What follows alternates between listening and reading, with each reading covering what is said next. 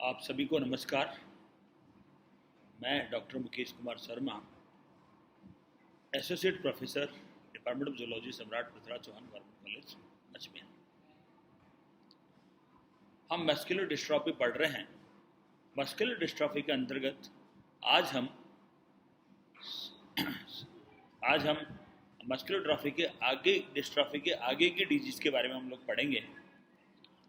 आज हम एमेरी ट्राइफस muscular dystrophy क्या होती है, सबसे पहले उसके बारे में देखते हैं, जिसको हम लोग शॉर्ट फॉर्म में EDMD भी कहते हैं। So it is a rare, often slowly progressive genetic disorder affecting the muscles of the arms, legs, face, neck, spine and heart. ठीक है, तो बेसिकली ये क्या है, एक प्रोग्रेसिव जेनेटिक डिसऑर्डर है जो क्या करता है, आर्म्स की मसल्स को, लेग्स, फेस, नेक, गर्दन, स्पाइन एंड हार्ट के मसल्स को अफेक्ट करता है। The disorder consist of the clinical triads of weakness and degeneration of certain muscles, joints that are fixed in a flexed or extended position, and abnormalities affecting the heart। तो basically क्या हो रहा है इसमें, एक तो एट्रॉफी हो रही है, दूसरा आपका कॉन्ट्रैक्चर्स हो रहा है, और तीसरा आपका कार्डियोमायोपैथी होती है। ठीक है, तो क्या ये ट्रायड है बेसिकली, उसमें क्या है, वीकनेस और डिजनरेशन हो रहा है, और जॉइंट्स है ना जो फिक्स्ड हो रहे हैं, ठीक है, और एक्सटेंडेड पोजीशन में हो रहे हैं, जिनको हमने कॉन्ट्रैक्चर कहा, और हार्ट की भी एबनॉर्मलिटीज हो रही है, जिसको हमने कार्डियोमायोपैथी कहा।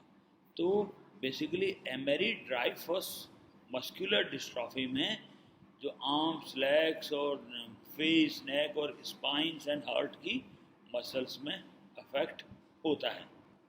अभी हम लोग यदि इसकी इटियोलॉजी देखें तो it's x linked, recessive and XQ28 position पे ये प्रॉब्लम होती है, और एमेरिन जो प्रोटीन्स होती है न्यूक्लियर मेम्ब्रेन में, वो डिसफंक्शनल हो जाती है। और इसके क्लिनिकल फीचर्स में लोग देखें तो मसल्स वीकनेस हो रही है और कॉन्ट्रैक्चर हो रहा है, जिसमें कि neck extension, elbow, Achilles tendon scoliosis common है, और low incidence of progression bradycardia, first degree of AV block, जिससे कि सडन डेथ भी हो जाती है। ये देखिए आप, ये डिफरेंट मसल्स इनमें अफेक्ट हो रही है, जिसकी हम लोग पहले देख चुके हैं। ठीक है, इसके स्टडी हम लोग कर चुके हैं। तो ये डिफरेंट प्रकार की मसल्स है, जो डिफरेंट ऑर्गन्स में ये मसल्स वीक हो जाती है, जिससे कि AV ब्लॉक हो जाता है या कार्डियोमायोपैथी हो जाती है, और अल्टीमेटली पेशेंट की डेथ हो जाती है। जैसे मैंने बताया आपको, ये देखिए आप, एमेरी ड्राइफस मस्कुलर डिस्ट्रॉफी है, उसमें क्या हो रहा है कि ये हार्ट की मसल्स अफेक्ट हो रही है, ये हाथ की मसल्स अफेक्ट हो रही है, ये पैर की मसल्स अफेक्टेड होती है।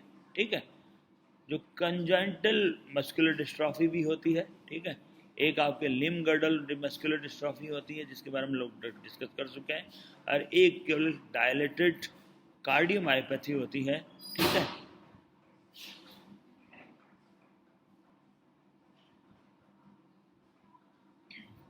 अगेन वही आपका जो डिफरेंट जो मसल्स होती है, उसका डायग्राम इसमें दिया हुआ है। सिंगल मसल्स के अंदर कौन कौन से है ना जो मसल्स होती हैं जो कि इम्पॉर्टेंट होती है, और जिनमें डिसफंक्शनिंग से विभिन्न बीमारियां हो जाती है। जैसे ये आप देखिए, न्यूक्लियस के अंदर एमेरिन जो मसल्स है, उसके द्वारा क्या हो रहा है, आपका EDMD डिजीज होती है।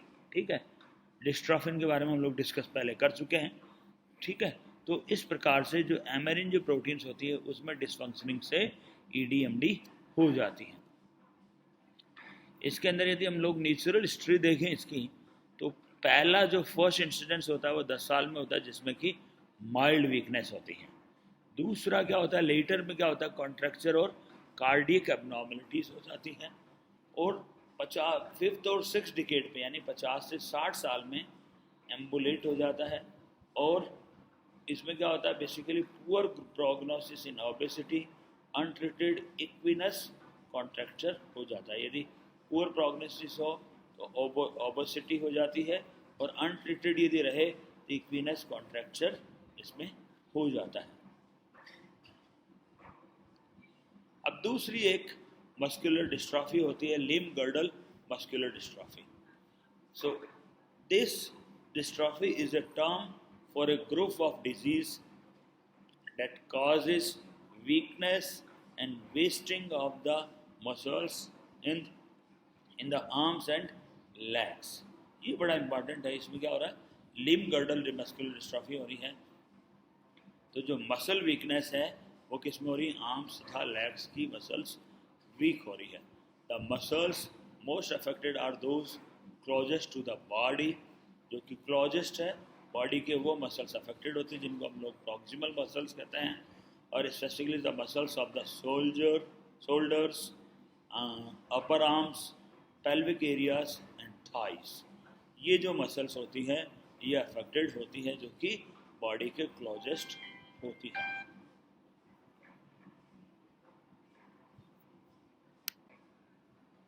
इसकी हम लोग यदि इटियोलॉजी यदि हम लोग देखते हैं तो it's autosomal recessive of chromosome 15q and also autosomal dominant of 5q।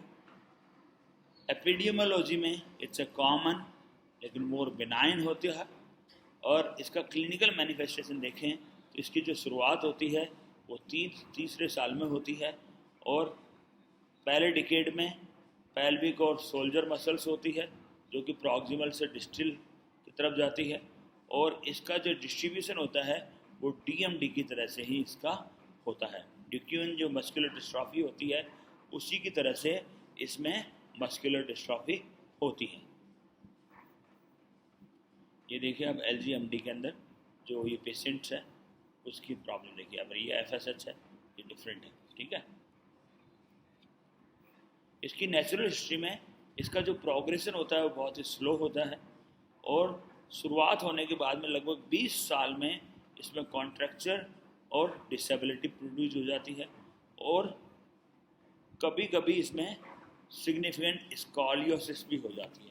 Scoliosis क्या होता है बेसिकली, ये देखिए आप, ये नॉर्मल स्पाइन है इसमें, ठीक है, और स्कॉलियोसिस में क्या होता है, ये स्पाइन जो होती है वो टेढ़ी हो जाती है, ठीक है, टेढ़ी होकर के आदमी यूँ झुक जाता है, ठीक है, तो इसको हम लोग कहते हैं स्कॉलियोसिस।